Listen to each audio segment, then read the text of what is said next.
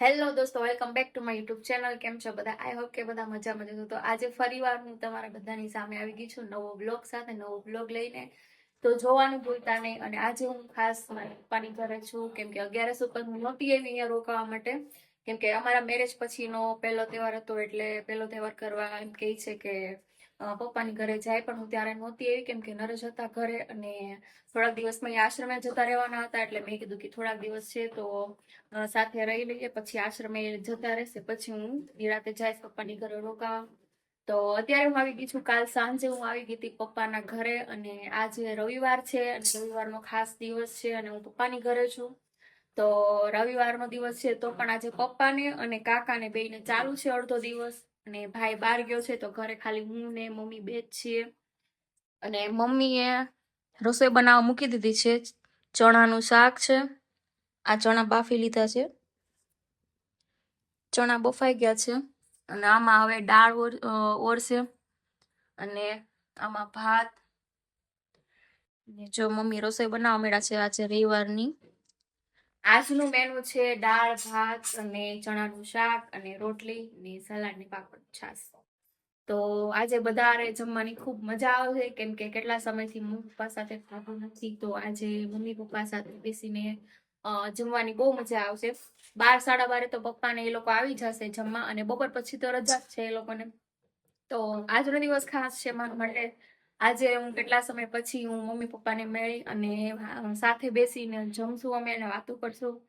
અને હું તમને આજ બપોર પછી ખાસ એક વસ્તુ બતાવવાની છું, અમારા મેરેજનો આલ્બમ. તો જોવાનું ભૂલતા નહીં અને આખા બ્લોગમાં બન્યા રહેજો. અને બનાવવાનું છે ચણાનું શાક. તો ચણાના શાક બનાવવામાં આપણે લસણનો વઘાર કરવાનો છે. તો હું લસણ ખોલવા બેસી ગઈ છું, અને લાઈટ વહી ગઈ છે. આજે અંધારું અંધારું લાગે છે. લાઈટ વહી ગઈ છે કેમ કે ચોમાસાની ઋતુ છે અને વરસાદનો માહોલ છે, એટલે લાઈટ બહુ હમણાં હેરાન કરે છે.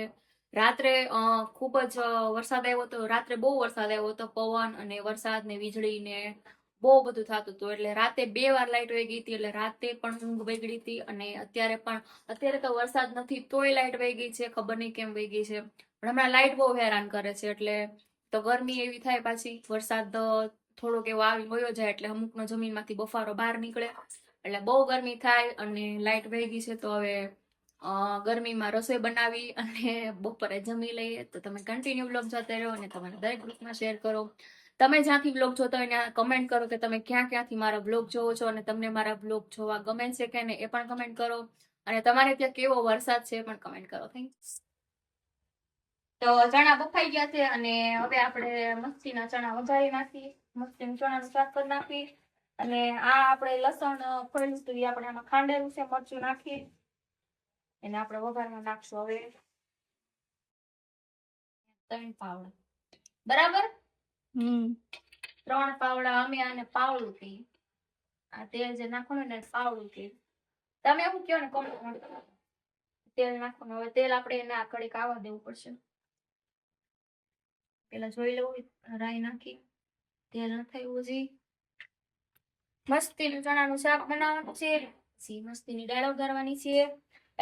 ટમેટું સુધારવાનું. વરસાદ તો રાતે આવ્યો તો. રાતે હું સુતા હોય કે જોવાય તો નહીં, દિવસે આવે તો જોવા મજા આવે વરસાદ. મને તો વરસાદ આવી બહુ ગમે, વરસાદમાં નાવું બહુ ગમે, પણ એવો વરસાદ જ નથી આવ્યો કે વરસાદમાં નાહી શકાય. હવે વરસાદ આવે એટલે વરસાદમાં નાવાનું જ છે પાકું. આજે મમ્મીને રસોઈમાં આરામ નહીં મમ્મી? હા હો, આજે આરામ. કેમ કે આજે મમ્મી બધી બેન કે બેન આવ્યા છે, મારે આજ પોરું. હાલો, તેલ આવી ગયું છે. હવે આપણે એમાં રાઈ જીરું નાખી દઈએ. આને બતાવું. પછી લીમડો નાખી દઈએ ને હિંગ નાખી દઈએ. પછી આપણા ટમેટા ઓલા થઈ ગયા છે, ચડી ગયા છે.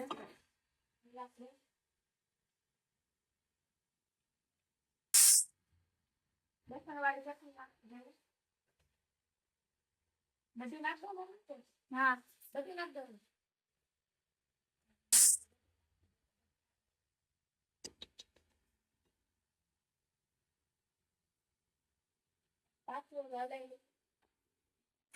જે આપણે લસણ વાળી ચટણી નાખી બરાબર મિક્સ થઈ જાય. હવે થોડી હળદર નાખી,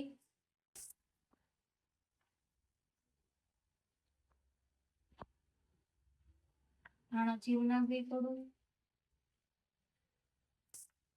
ને મીઠું નાખી દઈએ. મીઠું આપણે ચણા બાફા તો તઈ નાખ્યું હતું, એટલે થોડુંક જ એવું નાખવાનું છે ને કરતા ખારું થઈ જાય.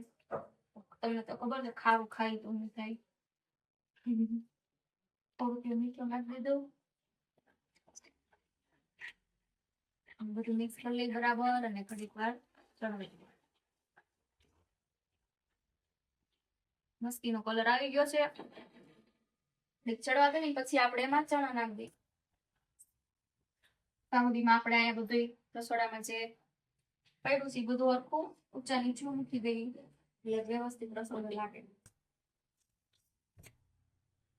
કેમ કે જેવું તેવું કામ ન ગમે એટલે વ્યવસ્થિત ચોખ્ખું કરી નાખીએ. ખાલી રાખવાનું છે.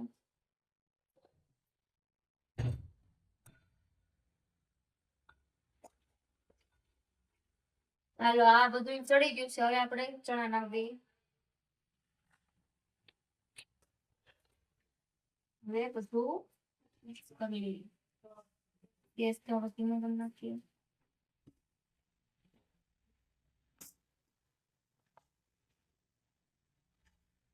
વરસાદ આવતો હોય ને તો વઘારેલા ચણા છે, વરસાદ આવતો હોય તો વઘારેલા ચણા છે, પછી વઘારેલા મઠ છે, એ બધું ખાવાની બહુ મજા આવે. પણ ચાલુ વરસાદ હોય ને તો ગરમા ગરમ. અત્યારે તો કઈ વરસાદ નથી આવતો, તડકો છે, અને તોય આપણે દાળ ભાત સારી મજા આવે ખાવાની. કઠોળનું શાક, અને કઠોળનું શાક ખાવું જરૂરી છે. લીલોતરી આરે કઠોળનું પણ ખાવું જરૂરી છે. ઘણા લોકોને કઠોળનું શાક ન ભાવતું હોય તો કઠોળમાંથી આપણને વિટામિન અને પ્રોટીન મળે છે, જેમ કે લીલા શાકભાજીમાંથી મળે છે. તો લીલોતરી શાક સાથે કઠોળ પણ ખાવું જોઈએ. તો આપણા શરીરમાં જે આપણે વિટામિન પ્રોટીન જે ખૂટતું હોય એ આપણે પૂરતા પ્રમાણમાં મળી રહે. ગરમીથી નીકળી જાય, ઘડિયા ઘડિયા પરસેવો લૂછવો પડે. જો મસ્તીનું ચણાનું શાક વઘારી નાખ્યું છે, અને ઘડીક વાર હવે એને ગરમ આપણે તવીમાં ચડવા દઈએ. અને અહીંયા દાળ બફાય છે, અને અહીંયા ચણાનું શાક થઈ ગયું છે. તો આપણે રસોઈ બનાવી લઈએ આપણે વ્યવસ્થિત રીતે, ને તમે કન્ટિન્યુ વ્લોગમાં રહેજો. આપણે દાળ ભાત અને રોટલી પણ બનાવવાની છે હજી. અને વિડીયોને લાઈક, શેર અને સબસ્ક્રાઇબ કરવાનું નહીં ભૂલતા. અને તમને વિડીયો કેવો લાગે છે કમેન્ટમાં જરૂર કહેજો. અને આ છે મારા મમ્મી, તે ઉભા ઉભા જોવે છે. આજે મારે પોરો છે રસોઈ બનાવવામાં. તો હું કહેતો મમ્મી આજે? બસ આજે શું મારા બેન આવ્યા છે એટલે અમારે થોડોક આરામ મળે અમને, અને રસોઈ બનાવીને અમે ખાઈ. રસોઈ બનાવી ખાઈ એમ જ હોય ને. તો ક્યારેક આવ્યા હોય તો પછી એને પોરો મળે. જો ચણાનું શાક મસ્તીનું થઈ ગયું છે. હવે આપણે મમ્મીને થોડુંક ટેસ્ટ કરવા આપીએ. કેવું થયું છે જરાક ટેસ્ટ કરીને કે તો આપણને ખબર પડે કે કાંઈ નાખવું પડે એમ છે કે કેવું થયું છે. તો મમ્મી બોલો, ટેસ્ટ કરીને જોવો તો કાંઈ નાખવું પડે એમ છે કે રેડી છે?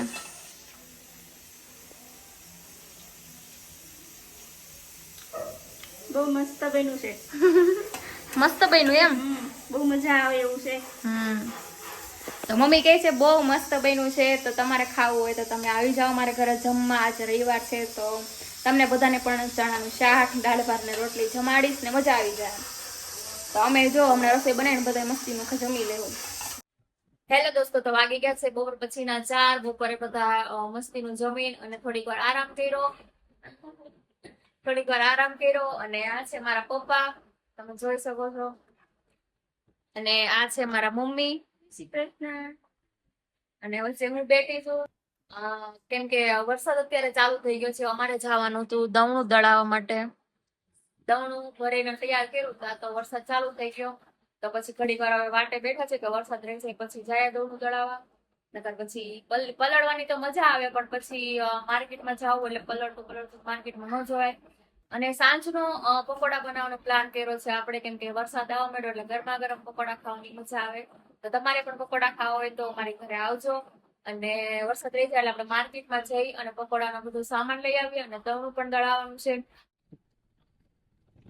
તો વરસાદ રહી ગયો છે અને મને પપ્પા નીકળી ગયા છે માર્કેટ જવા માટે. દળનું મૂકવાનું છે એટલે દળનું ત્યાં સોસાયટીમાં જ છે, દળે છે, ત્યાં મૂકી દીધું છે અને હવે જાય છે માર્કેટમાં. પપ્પા ગાડી આવે છે ને ત્યાં બેઠી છે.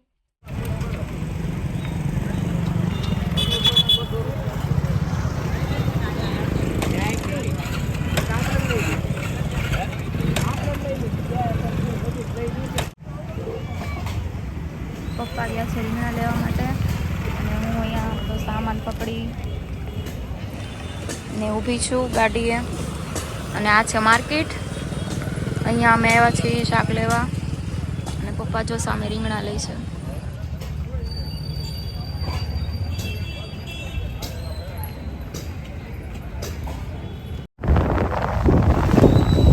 આ છે અમારી સોસાયટી. આપણે માર્કેટમાંથી રિટર્ન પાછા આવી ગયા. મારી સોસાયટી બતાવું તમને ગાડી ઉપર. આ છે સર્કલ. અહીંયા છે ગાર્ડન. મંદિર છે મહાદેવ.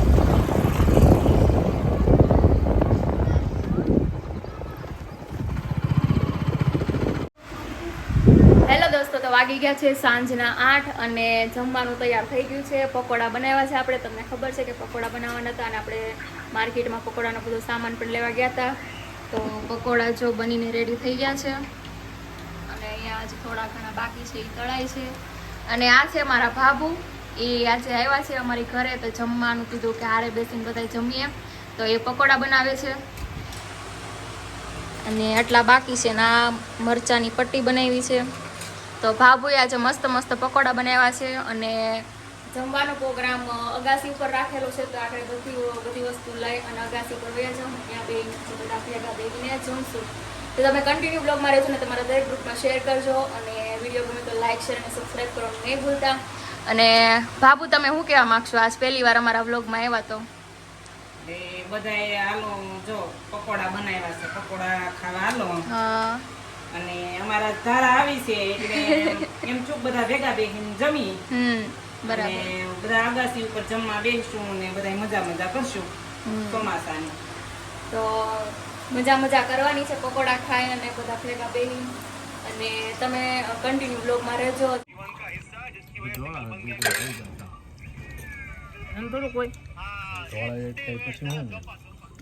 વ્યવસ્થિત મૂકવાની આગળ એમ.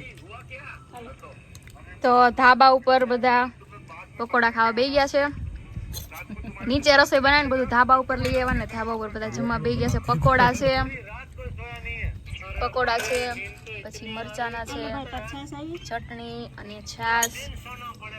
મમ્મી બધાને પીરસે છે ને બધા જો જમવા મેળા છે. ચપાટો બોલાવા મેળા બધા. ચાલો હવે બધા જમી લઈએ.